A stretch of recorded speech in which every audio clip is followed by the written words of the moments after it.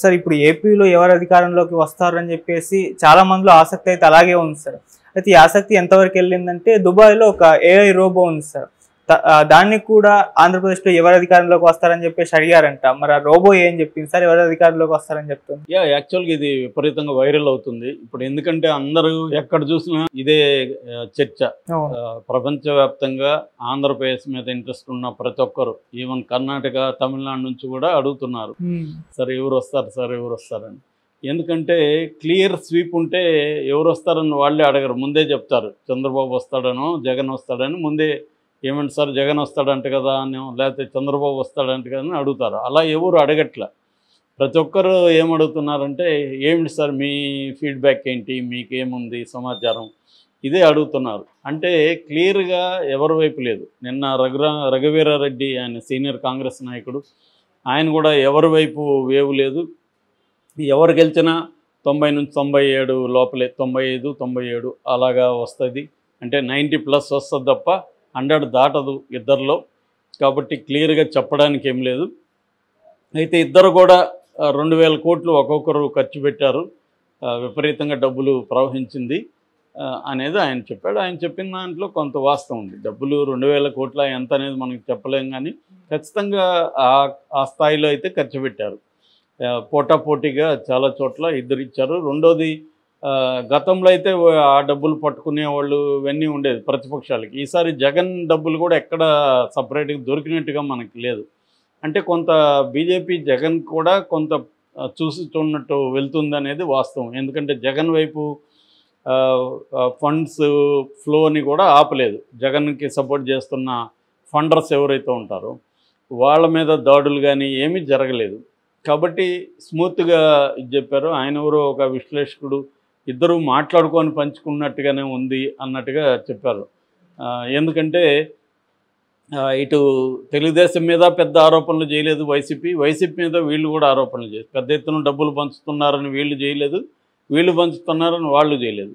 అంటే అర్థమేమంటే మీరు పంచుకోండి, మేము పంచుకుంటాం అన్నట్టుగా ఒక అన్రిటర్న్ ప్యాక్ట్ లాగా వాళ్ళు ముందుకెళ్ళిపోయారు. సో డబ్బులు అయితే ఆ విధంగా పంచారు. ఇప్పుడు డబ్బులు పెద్ద ఎత్తున పంచడం వల్ల కూడా అల్లర్లు జరిగాయి అనేది ఒక ఇంటర్ప్రిటేషన్. ఎందుకంటే డబ్బులు ఎక్కువ పంచారు కాబట్టి తమకు ఓట్లు ఎక్కడన్నా పడకపోతే మనం ఇంత డబ్బులు పెట్టి పడలేదు అన్న ఒక ఆందోళన కనబడుతుంది. కాబట్టి ఏదో ఒకటి చేసి అక్కడ ఇంత ఖర్చు పెట్టినప్పుడు ఇంకొంత పోలీసులకి వాళ్ళకి ఖర్చు పెడితే ఏముంది, మన రౌడీలకు కొంత, పోలీసులకు కొంత ఖర్చు పెడితే ఇక్కడ అల్లర్లు చేయొచ్చు కదా అన్న ధోరణి కూడా వచ్చిండే అవకాశం ఉంది.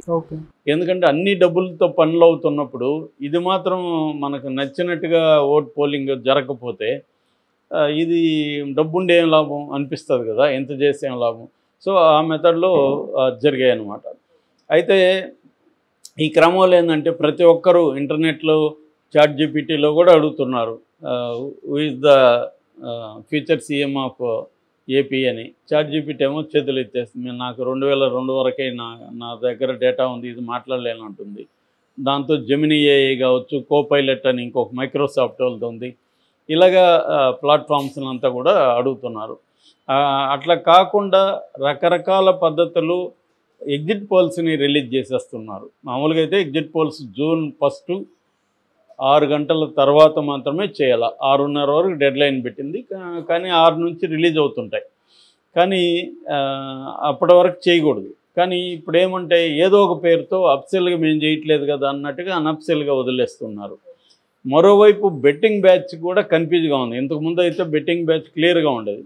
ఇప్పుడు బెట్టింగ్ బ్యాచ్ కూడా ఎవరి వైపు బెట్టి గాయాలి ఏంటి అనేది కన్ఫ్యూజ్గా ఉంది. వాళ్ళకు కూడా పల్స్ అందట్లేదు. ఇది అంటే దీనికి కారణం ఏంటంటే తెలుగుదేశం నుంచి కూడా గట్టిగా ఈసారి మొబిలైజ్ చేయగలిగారు ఓట్లని, అందుకని పర్సంటేజ్ పెరిగింది. గతం కంటే 2019 కంటే కూడా ఈసారి 16 లక్షల ఓట్లు ఎక్కువ పోలైనాయి. సో ఈ 16 లక్షలు ఎందుకు ఎక్కువ వేశారు, వీళ్ళు ఎవరి వైపు వేశారు అనేది ఇప్పుడు. ఒకటేమో జగన్కి తీవ్ర వ్యతిరేకత ఉందని ప్రచారం చేశారు, కానీ జగన్కి అంత తీవ్ర వ్యతిరేకత ఉన్నట్టు ఎక్కడ కనబడలేదు. అంటే ప్రజా ఉద్యమాలు కానీ ఆందోళన కానీ జగన్కి వ్యతిరేకంగా ఏమీ లేవు. జగన్కి వ్యతిరేకంగా ఎవరున్నారంటే కొంత అసంతృప్తి, అది కూడా జగన్ మీద తీవ్ర కోపం ఏం లేదు. ఎవరికి అర్బన్ మిడిల్ క్లాస్ వీళ్ళకి అంత పేదోళ్ళకి పెట్టేస్తున్నాడని. చంద్రబాబు వచ్చి దానికంటే డబ్బులు ఇస్తాననేసరికి ఆ నెరేటివ్ కూడా బలం పోయింది. అంతకుముందు వాలంటీర్ల వ్యవస్థ మీద వ్యతిరేకత ఉంది. చంద్రబాబు వచ్చి ఇంకా నేను 10,000 ఇస్తానన్నాడు, అది పోయింది. అలాగే జగన్ చేస్తున్న ప్రతి పనికి డబుల్గా నేను చేస్తానని చెప్పాడు తప్ప చంద్రబాబు కొత్తగా ఏం చెప్పలేదు. ఫైనల్గా వచ్చి ఏం చేశారు, ఈ ల్యాండ్ టైటిలింగ్ మీద పట్టుకున్నారు. అది ప్రశాంత్ కిషోర్ ఇచ్చాడు ఐడియా అని చెప్తున్నారు. సో తాము ఇచ్చేవి పథకాలు కావచ్చు, సూపర్ 6 కావచ్చు, ఫ్రీ బస్సు, లేకపోతే ఎలక్ట్రిసిటీ, గ్యాసు, ఇవన్నీ పక్కన పెట్టేసి లాస్ ఆఫ్ అవర్షన్ అంటారు. లాస్ ఆఫ్ అవర్షన్ అంటే ఎవరికైనా మనం ఉన్నది పోతుందేమో అనే భయం ఎక్కువ ఉంటుంది కొత్తగా వచ్చేదానికంటే ప్రజలకి.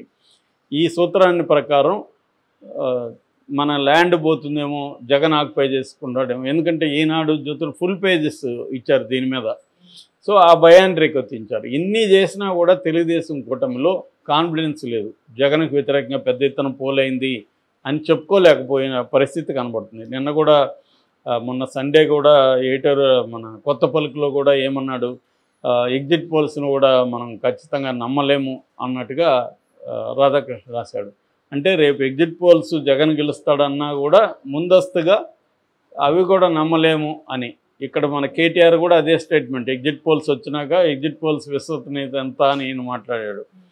నిజమే, ఎగ్జిట్ పోల్స్ 100% సక్సెస్ రేట్ ఉండదు, కానీ వాళ్ళు ఖచ్చితంగా 60-70% అయితే సక్సెస్ రేట్ ఉంటుంది.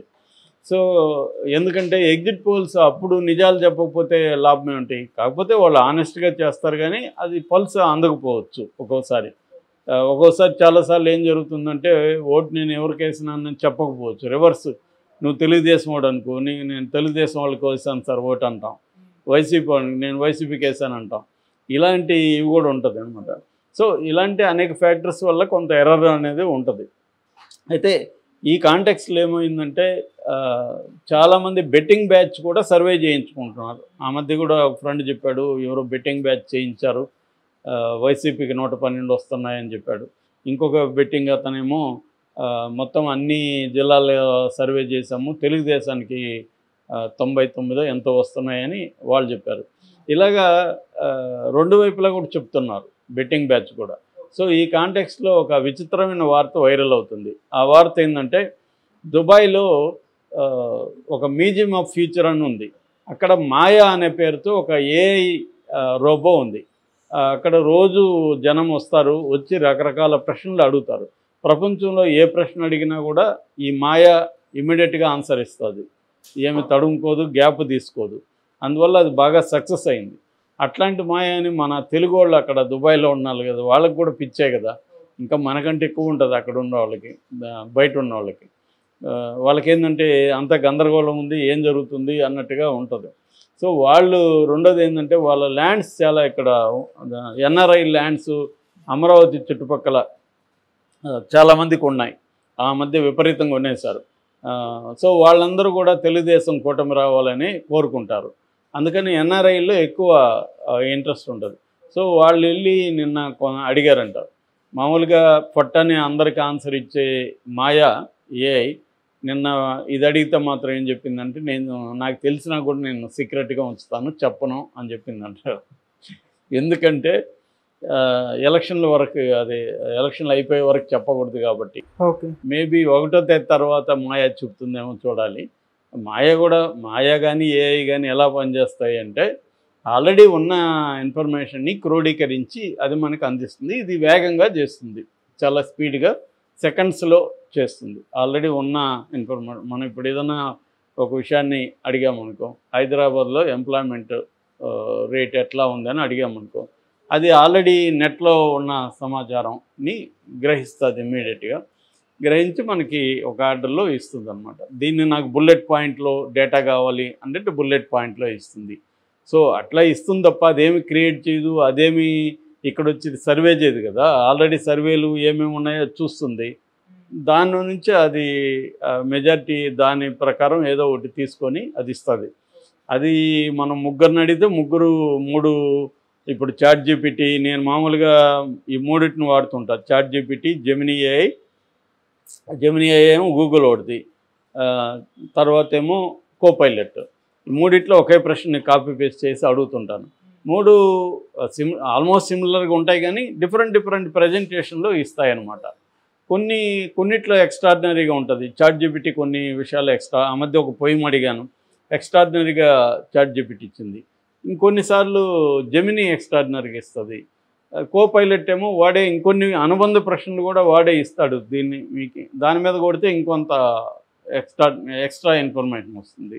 ఇలాగా ఉంటాయన్నమాట. ఏఐ అనేవి ఆల్రెడీ ఉన్నదాన్ని ప్రాసెస్ చేసి దాన్ని ఒక ఆర్గనైజ్ చేసి మనకి ఎలా కావాలో మనం అడిగే ప్రశ్నను బట్టి, దీన్ని ప్రాంప్టింగ్ అంటారు. మనం అడిగే ప్రశ్న ఈ మధ్య ప్రాంప్టింగ్ ఇంజనీర్ అనే పోస్ట్ కూడా వస్తుంది అన్నమాట కొత్తగా. అంటే ఎలా అడగాలో కూడా నేర్చుకోవాలి మనం.